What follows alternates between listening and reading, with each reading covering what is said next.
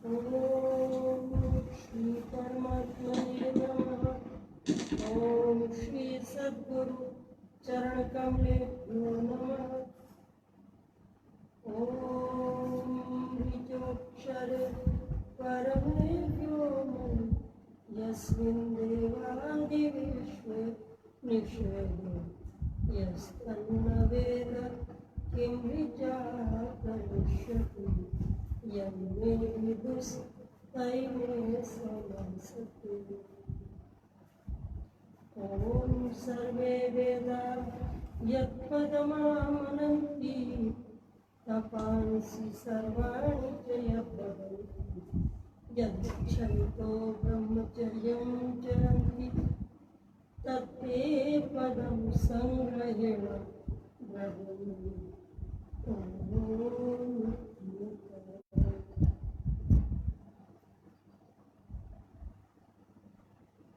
वह सर्वव्यापक परमात्मा विद्वान पृथ्वी सूर्य आदि सब लोग स्थित है, जिसमें सब वेदों का मुख्य तात्पर्य उस ब्रह्म को जो नहीं जानता वह ऋग्वेद आदि से क्या कुछ सुख को प्राप्त हो सकता है। तो ब्रह्म विद्या दो प्रकार की बताई है और ब्रह्म के विषय में सद्गुरु सत्ता के विषय में हमें जानकारी करनी चाहिए कि ईश्वर कैसा है, हमें उसका भजन कैसे करना चाहिए, क्योंकि सांसारिक कार्यों में हम समय अपना व्यतीत करते रहते हैं। किसी ने बताया कि रामायण पढ़ लो तो रामायण पढ़ लेंगे, गीता कही तो गीता पढ़ लिया, लेकिन गीता के रहस्य को नहीं समझ पा रहे हैं। रहस्य अवश्य समझना चाहिए। आज योग दिवस मनाया है। नित्य प्रति रोज ही यदि योग दिवस मना ले तो जीवन आनंदमय हो जाएगा, क्योंकि योगस्थः कुरु कर्माणि संगम त्यक्त्वा धनंजय सिद्ध्य सिद्ध्यो समो भूत्वा समत्वम योग उच्यते। समत्व योग किसको कहते हैं? आसक्ति को त्याग कर। धनंजयति धनंजय अर्जुन के माध्यम से भगवान श्री कृष्ण समझा रहे हैं कि सिद्धि और असिद्धि, ये सोचना कि मैं योग आसन करूं मुझे पता चल जाए कि कौन सी सिद्धि मिलेगी, बिना सोचे समझे कि सिद्धि असिद्धि क्या मिलेगी, इस भाव को त्याग कर, आसक्त मोह को त्याग कर, समान बुद्धि वाला होकर योगस्थ योग में स्थित होकर। योग में स्थित कैसे होंगे? योग आसन तो इसलिए करने हैं कि शरीर की जो नाड़ियां हैं हमारी वे यथार्थ गति में हो जाए। वात पित्त कफ दोष जो हमारे शरीर में व्यापक है, कभी वायु प्रधानता है तो दर्द हो रहा है, कफ बन रहा है तो श्वास आदि की बीमारी हो जाती है, पित्त बनता है एसिडिटी जिसको कहते हैं, और टीबी कैंसर अल्सर, इससे फिर फेफड़े आदि खराब होने लगते हैं। तो शरीर को हम स्वस्थ रखेंगे तो तभी हम भजन भी कर पाएंगे, योग की साधना। और बिना योगे न देवो की न मोक्षम न वेत्तव्य। बिना योग के देवता लोग भी उस पर ब्रह्म का साक्षात्कार नहीं कर सकते। ये बार बार बताया जा रहा है। तो समत्व योग का मतलब क्या है कि योग में स्थित होकर कर्तव्य कर्मों को करें, समान हो जाए सिद्धि और असिद्धि में। किसी ने कोई कर्म किया, बिजनेस किया, व्यापार किया, खूब सारा धन कमा लिया तो बड़े खुश हो जाते हैं, और किसी ने कर्म किया उसको कुछ नहीं प्राप्त हुआ तो उसमें दुखी हो जाते हैं। तो यही कहा गया कि समत्व, सुख दुख में समान, सिद्धि असिद्धि में समान होकर कर्म करें, योग साधना करें, योगस्थ होकर कर्म करो। फिर बता रहे बुद्धि युक्त तो जहाँ की है उभे सुख दुष्कृते तस्मात् योगाय युज्यस्व योगा कर्मसु कौशल। कर्म की कुशलता ही योग। सम बुद्धि युक्त पुरुष पुण्य और पाप दोनों को इसी लोक में त्याग देता है।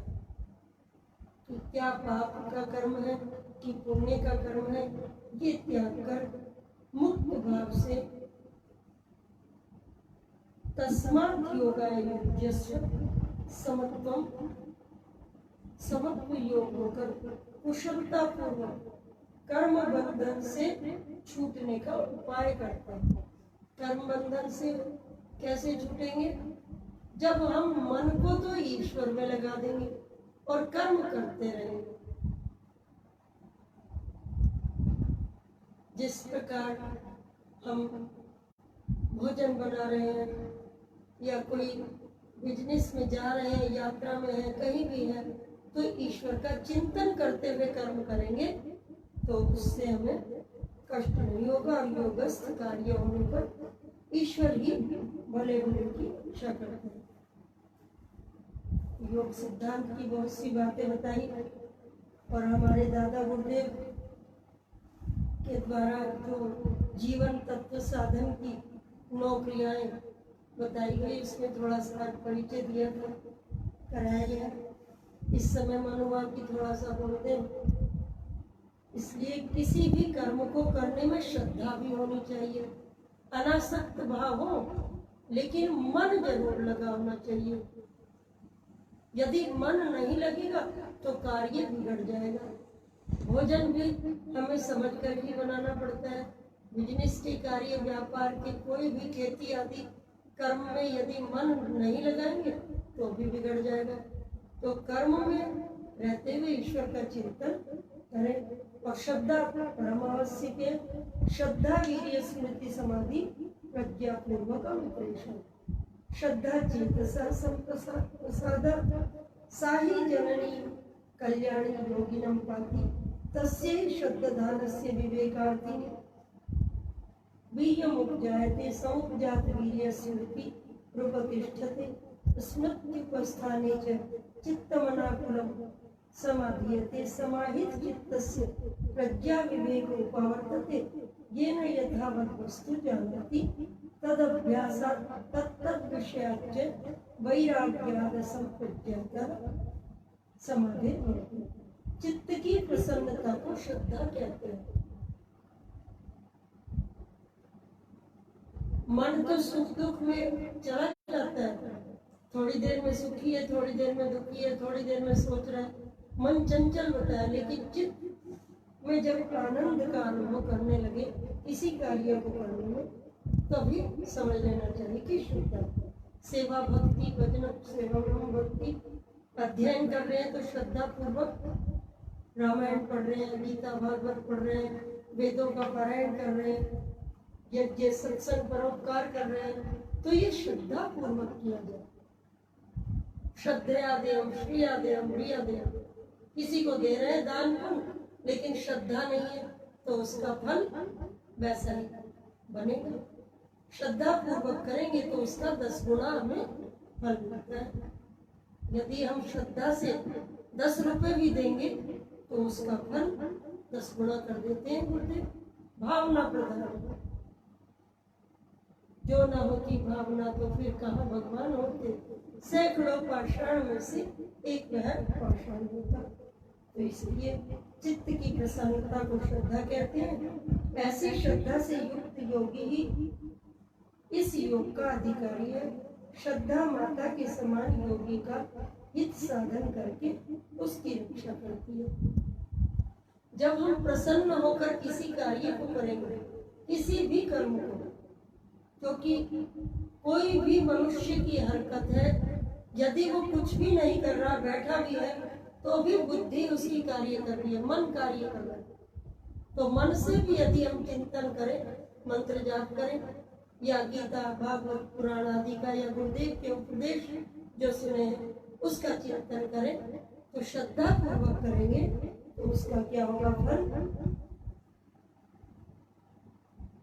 उसमें हित का साधन करने से माँ की तरह रक्षा करती है शुभ। बस आज यही सूक्ष्म बात समझने की श्रद्धा पूर्वक करें किसी भी कर्म को, और श्रद्धा पूर्वक करने से क्या होगा? स्मृति, स्मरण शक्ति बढ़ती है, और तत्पश्चात वीर्य शक्ति बढ़ती है, स्मृति बनती है, और समाधि समाधि भी लगने लगती है। कहते हैं लोग मन नहीं लग रहा जी, मन नहीं लग रहा, मन एकाग्र नहीं हो रहा है, समाधि नहीं लगती है, ध्यान नहीं लगता है मेरा, तो क्योंकि श्रद्धा की कमी है, कर्म की कमी है।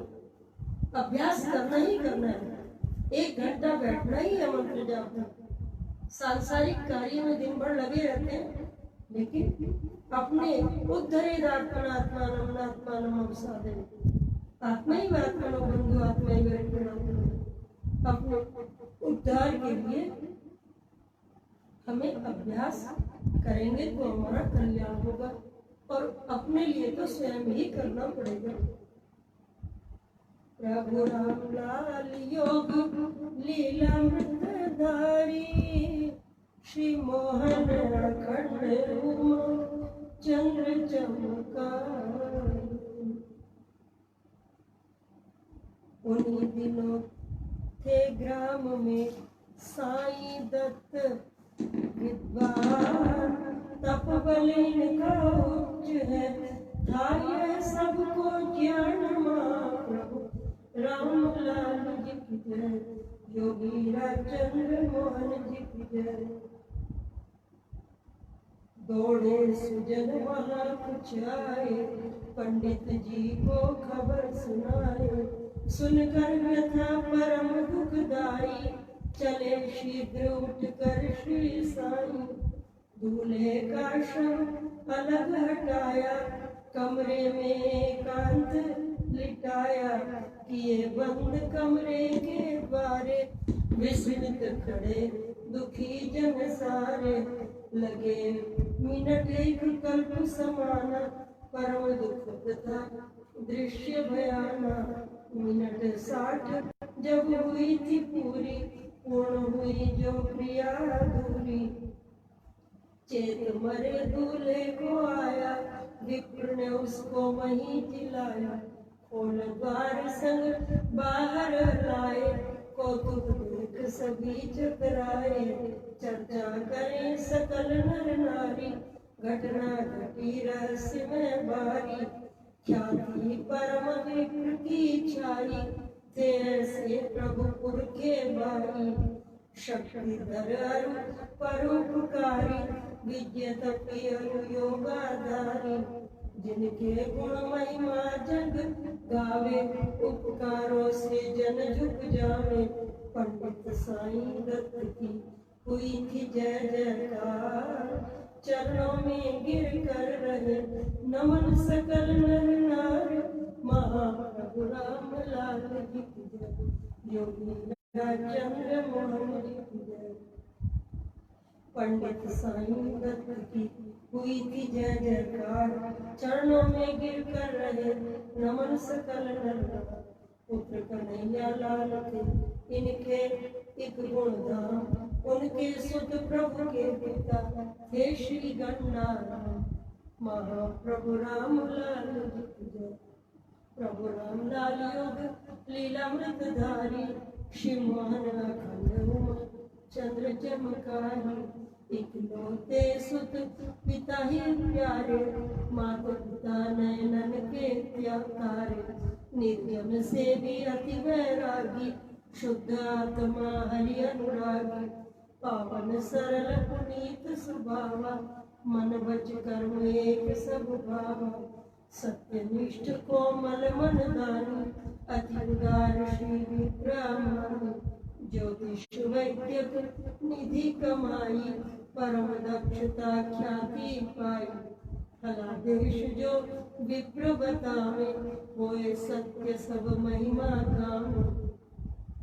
कहे को ने यक्षिणी सिद्धि, इस कारण अति ज्ञान समृद्धि। को जन भैरव सिद्ध बताते, नाना मुख बहु बात जताते। निर्धन दीन कुलीन सुराजा, दिया मान इन्हें सकल समाजा। तेजवंत गुणशील अनूपा, मानव गृहस्थी देव स्वरूपा। जनहित रतीन विप्र निभाई, ज्योतिष वैद्यक सफल बनाई। कठिन रोग कितनों के टारे, पुत्रवान हुए बहुत दुखारे। अटल अमोघ सरस मृदुवाणी, सुख पाते मिले इनसे प्राणी। कहते इनको सब नर नारी, पूर्व काल के ये तपधारी। पंडित साईं दत्त जी महाराज के यहाँ पंडित गंडाराम जी महाराज उत्पन्न हुए, अत्यंत विद्वान, जिनको ज्योतिष का भी ज्ञान था। जो वेदों को समझने के लिए वेद शास्त्र 4 वेद हैं, ऋग्वेद, सामवेद, अथर्ववेद, जो स्वयं ओंकार ईश्वर ने ऋषि मुनियों को जो ध्यान में दिए, उनको समझने के लिए ज्योतिष, शिक्षा, कल्प, व्याकरण, निरुक्त, छंद, ज्योतिष, ये षड अंग बताएगा। इनको समझ लेंगे तो वेदों को भी अर्थ को समझ लेंगे। तो उनके पास विद्या का खजाना था। परम तपस्वी, परम कुलीन और दीनहीन लोगों पर कृपा करने वाले तेजवान, ओजस्वी, तेजस्वी पुत्र थे। और उनकी वाणी भी अमोघ थी, जो कह देते थे वो हो जाता। तपस्या से इतनी शक्ति हो जाती है कि किसी को आशीर्वाद या वरदान दे दिया जाए वो पूरा हो जाता है। आज के युग में तो कर्म कैसे किए जा रहे हैं, वैदिक शिक्षा तो लोक प्राय हो गई है। और यदि करते भी हैं पांडित्य कर्म आदि, तो सविद्या या नियुक्त। सब कहते हैं जी बच्चे हमारे घर में 2 ही हैं, कोई कहता है 1 ही है जी। प्राचीन काल में तो इतने संतान हो जाती थी, तो धर्म के कार्य में भी कुछ राष्ट्र की रक्षा के लिए उत्पन्न होते थे, कुछ व्यापार की बुद्धि वाले होते थे। तो जैसे जिसकी मनोवृत्ति, कर्म संस्कार होते थे, वैसे ही उनको उसी गति में लगा दिया जाता था। अब परम योगिनी श्रीमन उमा शक्ति जी बड़ी बहन, पहली बात तो माता पिता की संतान ही नहीं हो रही थी विवाह के बाद 6-7 वर्ष। शाकंभरी माँ भगवती की उपासना की, फिर माँ भगवती ने दर्शन दिए कि हम आ रहे हैं, तो जन्म हुआ। प्राचीन काल में जैसे भगवान कृष्ण का सुनते हैं कि पहले ही दर्शन दे दिया, जन्म हुआ, फिर नारायण जी की सृष्टि कैसे हुई। तो ये रहस्य की बात है साधना की। ऐसे ही नहीं संतान उत्पन्न हो जाती थी प्राचीन काल में, पशु वृत्ति नहीं थी, संतान उत्पत्ति के लिए ही और साधना पूर्वक विधान था। और आजकल भी भारतवर्ष के जितने भी हिंदू वर्ग हैं, हिंदू समाज की संतति बहुत कम है। कुछ लोग कह रहे हैं ये विश्व हिंदू परिषद आदि, शिवसेना आदि के लोग कि कोई विवाह नहीं करते हैं, वैराग्य धारण कर ले रहे हैं। कुछ लोग आजकल फैशन चल गया है कि कुछ लोग विवाह कर ले रहे हैं लेकिन संतान में रुचि नहीं। विवाह भी हो रहे हैं तो बहुत आयु हो जाने पर, जब तक नौकरी न लग जाए लड़कियों की, लड़कों की। अच्छा, एक शंका चल रही है आजकल, कुछ विवाद चल रहे हैं कि स्त्रियों को यज्ञोपवीत का अधिकार नहीं, वेद पढ़ने का अधिकार नहीं, आज भी चल रहा है। तो क्या लड़कियों को कहीं शास्त्रों में लिखा है कि वो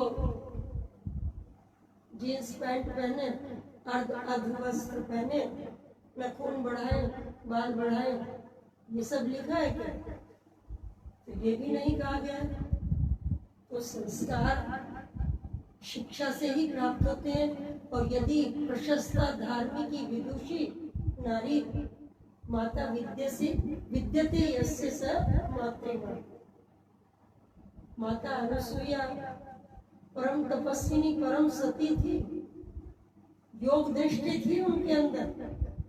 भगवान शिव, ब्रह्मा विष्णु महेश आए और भिक्षा मांगने लगे और कहा नग्न होकर माता हमें भिक्षा दो, दूध पिलाओ। ऐसा कुछ प्रसंग सुनने में गुरु माता जी की सुनाया करती कथा, गुरुदेव भी और बहुत उपाख्यान आते हैं, सब अपने अपने तरीके से बताते हैं कथाओं को।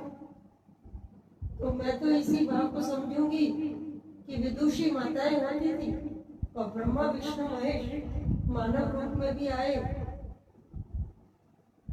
तो उन्होंने माता से कहा, तो पर उन्होंने जान लिया, उन्होंने भी कह दिया कि तुम अपनी शक्ति से उनको बालक रूप बना दिया। तो बालक तो भगवान का ही रूप है वैसे तो। और फिर परीक्षा ले लेती थी, तो बिना योग दृष्टि के कैसे संभव है?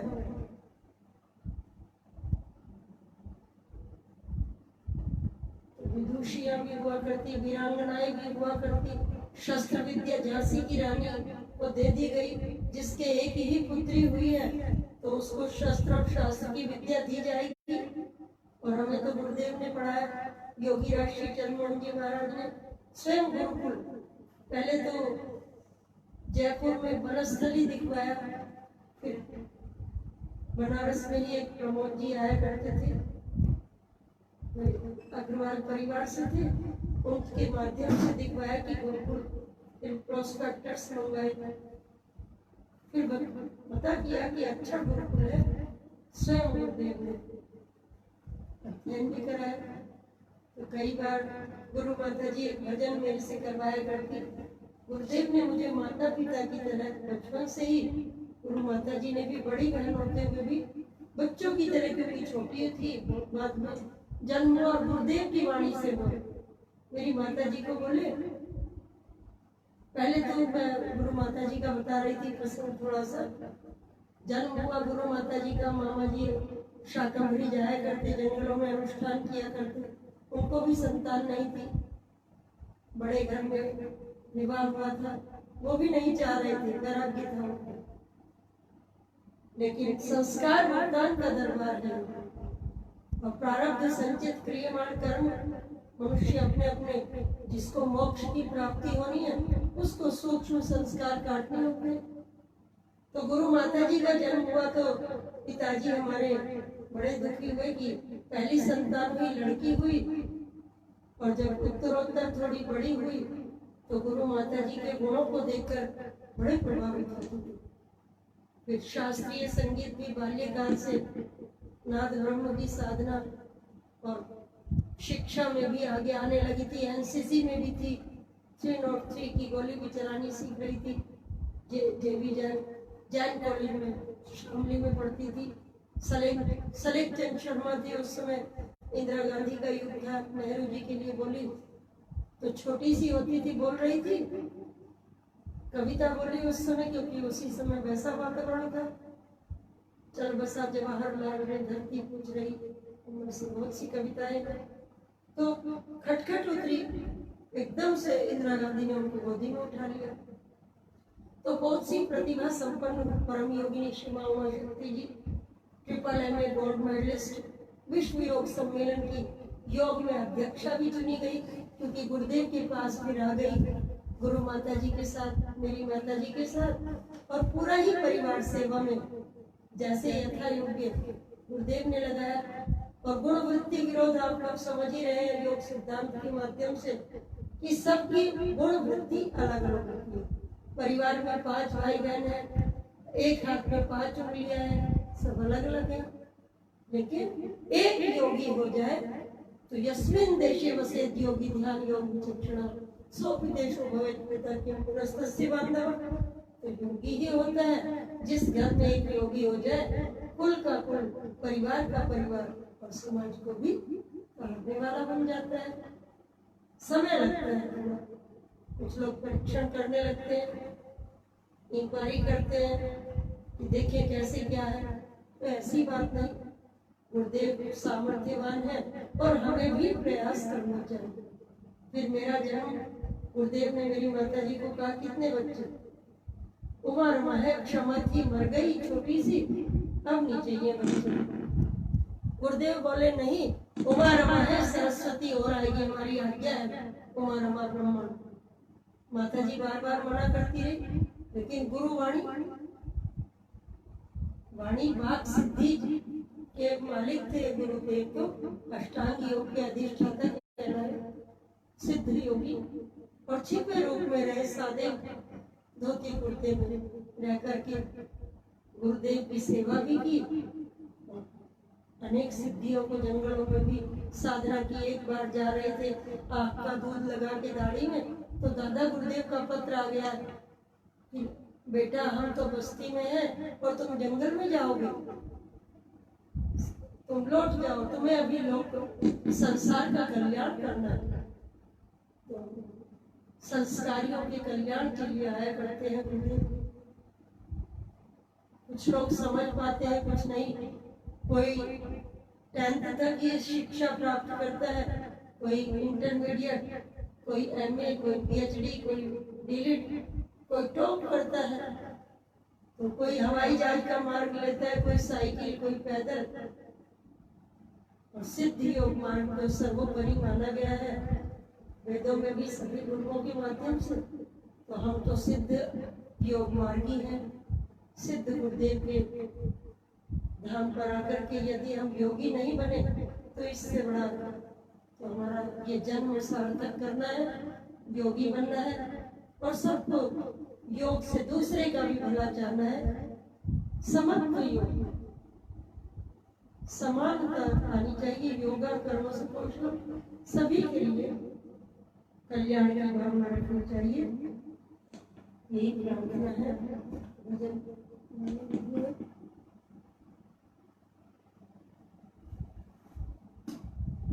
तो वैदिक शिक्षा मुझे प्राप्त कराई।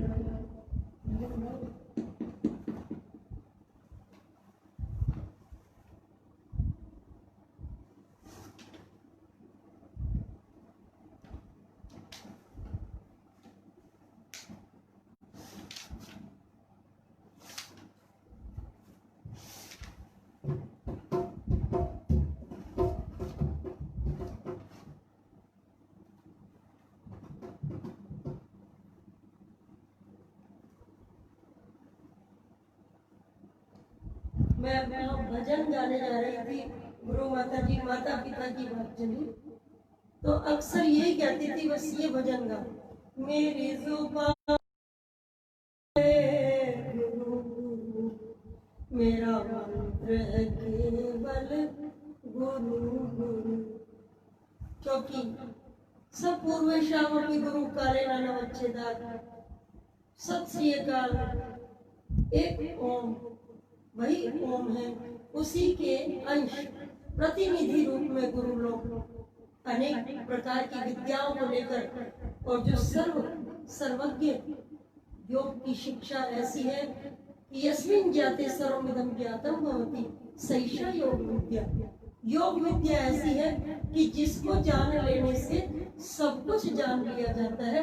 तो ऐसे योगी गुरु के लिए क्या कहा गया, मेरी जुबान से निकले गुरु गुरु मेरा मंत्र है केवल गुरु गुरु मेरा मंत्र है केवल गुरु गुरु। मेरी जुबान से निकले गुरु गुरु मेरा मंत्र है केवल गुरु गुरु महिमा कबीरा गाया था, तो संत बड़ा कहलाया था। श्री राम को ज्ञान हुआ गुरु से, श्री कृष्ण को ज्ञान हुआ गुरु से, फिर क्यों न कहूँ मैं गुरु गुरु, फिर क्यों न कहूँ मैं गुरु गुरु। मेरी जुबान से निकले गुरु गुरु मेरा मंत्र है केवल गुरु। चहुओर गुरु की छाया है, जित देखो प्यारा गुरु गुरु। चहुओर गुरु समाया